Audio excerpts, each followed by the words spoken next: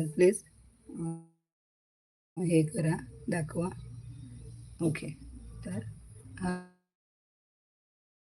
असा हुकवर घेते. असा हुकवर घेऊन असं या लूपमध्ये काढला. आता हा जो दोरा आहे हा या दोऱ्यावरून असा वरून घेतला, असा वरून घ्यायचा आणि असं त्याला लॉक करायचा. ह्या लॉक झाला. नंतर हा सुईने याच्यात नंतर या पाठीमागे असा घालून घ्यायचा.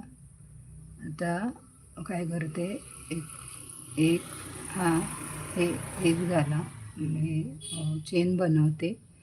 तर एक लूप झाला, 2 3 4 5 6.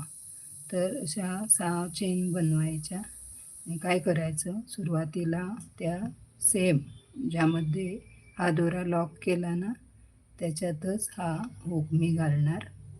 सेम याच्यात घालायचा स्टिचमध्ये आणि हा दोरा पाठीमागून हा दोरा असा ओढून घेते